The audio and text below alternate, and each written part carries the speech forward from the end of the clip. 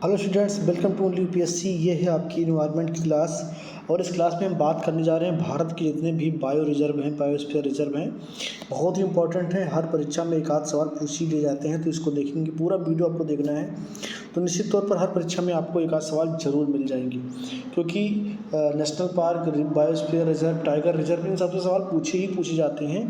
तो मैंने national park सारे करा दिए, इंडिया के सारे टाइगर रिजर्व करा दिए, बायोस्फीयर रिजर्व भी करा दे रहा हूँ। बहुत ही इंपॉर्टेंट है और हर परीक्षा में, लगभग हर परीक्षा में सवाल पूछे जाते हैं। तो वीडियो को स्टार्ट करूँ उससे पहले आपसे एक गुजारिश है, यदि आप पहली बार वीडियो को देख रहे हैं तो प्लीज़ सब्सक्राइब कर लीजिए, बेल आइकन को प्रेस कर लीजिए ताकि कोई भी नोटिफिकेशन आपसे मिस ना हो। चलिए वीडियो को स्टार्ट करते हैं और आखिर तक जरूर देखिए, कोई बहुत बड़ा वीडियो नहीं होता है, इसलिए आपको पूरा वीडियो जरूर देखना चाहिए। बायोस्फीयर रिजर्व के पहले कार्य देख लेते हैं, इनका कार्य क्या होता है। तो सबसे पहले इनमें जो एक उप हेडिंग आपको मिलेगी वो है संरक्षण। तो इनका मुख्य काम क्या है? संरक्षण। तो कैसे होता है? बायोस्फीयर रिजर्व के आनुवांशिक संसाधनों, स्नाथिक प्रजातियों, पारिस्थितिकी तंत्र और परिदृश्य का प्रबंधन, ठीक है ना। तो बायोस्फीयर रिजर्व के आनुवांशिक संसाधनों, स्थानीय प्रजातियों एवं पारिस्थितिकी तंत्र का प्रबंधन इसका एक मुख्य कार्य होता है।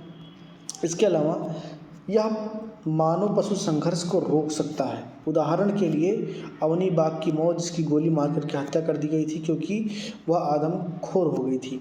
तो यदि आपके पास बायोस्फीयर रिजर्व ज़्यादा है, उनका एक बड़ा एरिया आपके पास है जहाँ पर और लोग नहीं जा सकते हैं, यानी कि ह्यूमन और एनिमल के बीच में कॉन्फ्लिक्ट नहीं होगा, तो ऐसी स्थिति नहीं आएगी। वन्य जीव के साथ आदिवासियों की संस्कृति और रीति रिवाजों का भी संरक्षण होना चाहिए। विकास, आर्थिक और मानवीय विकास को बढ़ावा देने में जो समाजशास्त्री और पारिस्थितिकी स्तर पर स्थायी हों, यह सतत विकास के 3 स्तंभों को मजबूत करता है: सामाजिक, आर्थिक और पर्यावरण संरक्षण। लॉजिस्टिक में देखेंगे, स्थानीय, राष्ट्रीय और अंतर्राष्ट्रीय संरक्षण एवं सतत विकास के संदर्भ में अनुसंधान गतिविधियों, पर्यावरण शिक्षा, प्रशिक्षण तथा निगरानी को बढ़ावा देना। अब हम देखेंगे कि भारत में जो बायोस्फीयर रिजर्व हैं वो कितने हैं और वो कहाँ कहाँ पर स्थित हैं, उनका नाम क्या क्या है। सवाल यहीं से आपके परीक्षा में पूछे जाते हैं। चलिए एक एक करके देखते हैं। सबसे पहली बात तो आपको याद रखना कि भारत में कुल कितने बायोस्फीयर रिजर्व हैं। कुल बायोस्फीयर रिजर्व की संख्या कितनी है? 18 है। कितनी? 18 है। आगे देखेंगे, कोल्ड डेजर्ट बायोस्फीयर रिजर्व कहाँ है? तो जैसा कि नाम से स्पष्ट है, तो ये कहीं ठंडे जगह पर होगा। तो ये है आपका हिमाचल प्रदेश में। कहाँ पर? हिमाचल प्रदेश में है। आगे देखेंगे, नंदा देवी एक बायोस्फीयर रिजर्व है। ये कहाँ पर है? तो नंदा देवी पर्वत आप जानते हैं कि उत्तराखंड के एरिया में लगता है, तो निश्चित तौर पर ये उत्तराखंड में होगा, ठीक है ना। आगे देखेंगे, खंगचेंद-जुंगा, ये भी एक प्रकार का बायोस्फीयर रिजर्व है जो कि सिक्किम में स्थित है। अब यहाँ पर आपको एक कॉमन चीज़ नज़र आ रही है कि आपको ज़्यादा से ज़्यादा बायोस्फीयर रिजर्व जो मिल रहे हैं वो हिमालयन जो है आपको क्षेत्र में मिल रहे हैं, चाहे वो आपको कोल्ड डेजर्ट हो, नंदा देवी हो या खंगचेंजुआंग हो। ये सब कहाँ है आप देखेंगे तो जो भारत का, यदि आप एक रफली नक्शा बनाने का प्रयास करें तो आप देखेंगे कि ये जो पार्ट है ये हिमाचल का पार्ट है, नीचे आपका उत्तराखंड है, फिर यही यहाँ पर कहीं आपका जो है सिक्किम है। तो कुल मिलाकर के ये रेंज कौन सा है? ये हिमालयी रेंज है और यहीं पर आपको बायोस्फीयर ज़्यादा देखने को मिलेंगे। देहांग एवं देबांग, ये कहाँ पर स्थित है? ये अरुणाचल प्रदेश में स्थित है। ये भी एक जो है अपना अलग प्रकार का एक बायोस्फीयर रिजर्व है। मानस, ये कहाँ है? असम में है। अब जानते हैं कि मानस जो है एक प्रकार का टाइगर रिजर्व भी है और इसके साथ साथ एक नेशनल पार्क भी है, ठीक है ना। तो आप इसको याद रखेंगे। तो मानस जो है नेशनल पार्क भी है, टाइगर रिजर्व भी है और इसके अलावा वो क्या है? एक प्रकार का बायोस्फीयर रिजर्व भी है, ठीक है ना। ड्राइब्रू सेक्वा, ये भी असम में है और ये भी अपने आप में एक बायोस्फीयर रिजर्व है। क्या है? बायोस्फीयर रिजर्व है और ये भी एक नेशनल पार्क है और इसके साथ साथ ये टाइगर रिजर्व के रूप में भी पाया जाता है। नोकरेक, ये कहाँ स्थित है? मेघालय में स्थित है और ये भी एक नेशनल पार्क है। पन्ना भी एक नेशनल पार्क है और ये बायोस्फीयर रिजर्व भी है। तो ये कहाँ स्थित है? मध्य प्रदेश में स्थित है। सबसे ज़्यादा नेशनल पार्क किस प्रदेश में है? मैंने पढ़ाया है, अगर आपको याद नहीं तो याद कर लीजिए। सबसे ज़्यादा नेशनल पार्क कहाँ है? मध्य प्रदेश में। कितने? 10 हैं और उसके बाद में आपको अंडमान में मिलते हैं 9, ठीक है ना। तो सबसे ज़्यादा जो नेशनल पार्क है वो कहाँ है? मध्य प्रदेश में है। अगला बायोस्फीयर रिजर्व है आपका पंचमढ़ी, जो कि मध्य प्रदेश में स्थित है। इसके अलावा है आपका अचनकमार या अचनकमार कह सकते हैं इसको, ठीक है ना। और ये अचनकमार और अमरकंटक ये कहाँ है, मध्य प्रदेश में है। और छत्तीसगढ़ का जो बॉर्डर है पूरा, मध्य प्रदेश और छत्तीसगढ़ का जो पूरा बॉर्डर है वहाँ पर ये पाया जाता है। तो ये भी एक इम्पॉर्टेंट है आपका। आगे देखेंगे कच्छ कहाँ है, गुजरात में है। आपने देखा होगा सबसे बड़ा, और ये सबसे बड़ा बायोस्फीयर रिजर्व है, इसको आप याद रखेंगे। बायोस्फीयर रिजर्व का सबसे बड़ा क्षेत्र कहाँ पाया जाता है, गुजरात में कच्छ के रूप में पाया जाता है। सिमलीपाल क्या है, एक प्रकार का आपका नेशनल पार्क भी है। ये कहाँ पर स्थित है, उड़ीसा में स्थित है। और ये बायोस्फीयर रिजर्व भी है सिमलीपाल। उड़ीसा की राजधानी क्या है, आप लोग कमेंट बॉक्स में बताएंगे। सुंदरबन का डेल्टा आपने सुना होगा। सुंदरबन का डेल्टा कहाँ बनता है, पश्चिम बंगाल में बनता है। और ये बंगाल की खाड़ी में जाकर के नदियाँ गिरती हैं। डेल्टा का मतलब होता है कई नदियों का एक संगम वहाँ पर एकत्रित होती है, लाकर के जितना वो गाद ऊपर से लेकर के आती हैं, लाकर के उसको जमा कर देती हैं, तो उस स्थान को डेल्टा कहा जाता है। और उस प्रक्रिया को, उस भौगोलिक दशा को डेल्टा कहा जाता है। तो जो गंगा नदी है, उधर ब्रह्मपुत्र नदी, दोनों मिलकर के पश्चिम बंगाल यानी कि जो बंगाल की खाड़ी का मुहाना है वहाँ पर डेल्टा का निर्माण करती हैं। और उसे सुंदरबन डेल्टा कहा जाता है। तो सुंदरबन अपने आप में एक बायोस्फीयर रिजर्व भी है, जो कि पश्चिम बंगाल में स्थित है। आगे देखेंगे शेषचलम, ये कहाँ है, आंध्र प्रदेश में है। एपी यानी कि आंध्र प्रदेश में स्थित है। आंध्र प्रदेश की राजधानी कहाँ है, आपको कमेंट बॉक्स में लिख करके बताना है। आगे देखेंगे अगस्ता मलाई एक बायोस्फीयर रिजर्व है, जो कि कर्नाटक, तमिलनाडु और केरल के ट्रिकल पॉइंट पर है, ठीक है ना।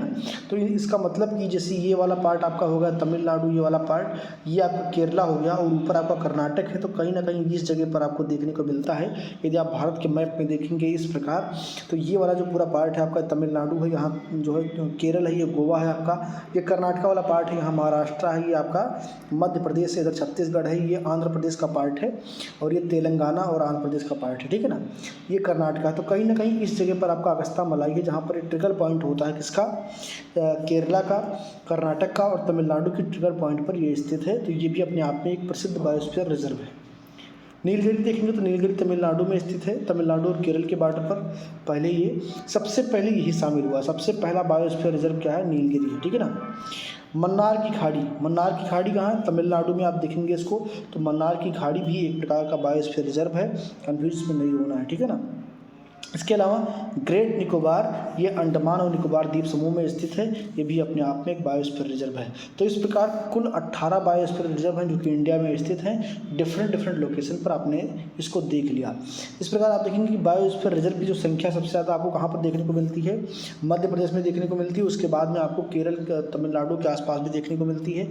और इसके अलावा आप देखेंगे तो जो आपका हिमालयन रीजन है पूरा, वहाँ पर आपको देखने को मिलते हैं, हिमाचल में, उत्तराखंड में, अरुणाचल में, या आप देखेंगे तो सिक्किम में भी आपको देखने को मिलते हैं।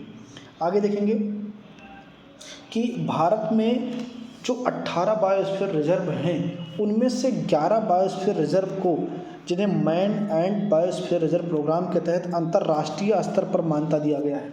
ये 11 याद रख लेना, क्योंकि सवाल यहाँ से ज़रूर पूछे जाते हैं।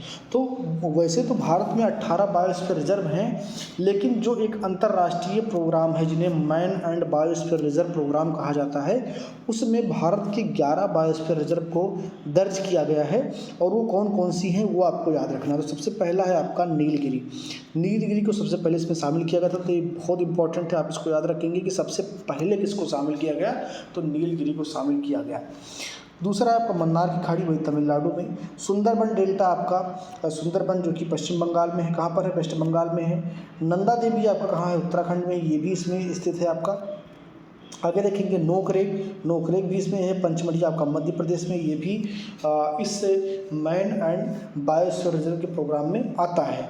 इसके अलावा आप देखेंगे तो सिमलीपाल जो कि कहाँ है, आपका उड़ीसा में है, यह भी इसमें शामिल है।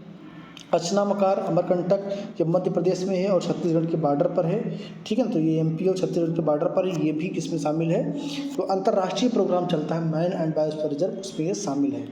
महान निकोबार यानी कि ग्रेट निकोबार का। इसके अलावा अगस्ता मलाई, इसको भी शामिल किया गया है man and biosphere reserve programme में।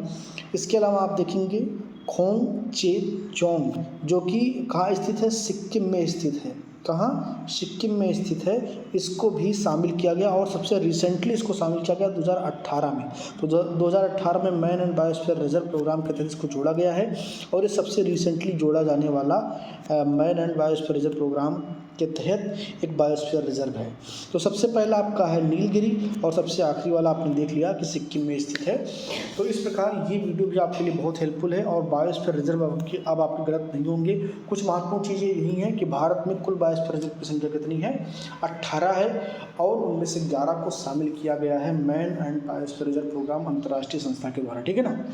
तो ये वीडियो आपके लिए बहुत ही इंपॉर्टेंट है, पूरा अगर आपने देखा है तो बहुत अच्छी बात है। उम्मीद करता हूँ कि आपको पसंद भी आया होगा, तो लाइक करिएगा, अपनी राय भी कमेंट बॉक्स में ज़रूर दीजिएगा, अपने कुछ दोस्तों में शेयर करिएगा। इसी प्रकार के और वीडियोज़ को देखने के लिए चैनल को सब्सक्राइब करें, बेल आइकन को प्रेस करें। मिलते हैं किसी अगले वीडियो में, बहुत बहुत धन्यवाद।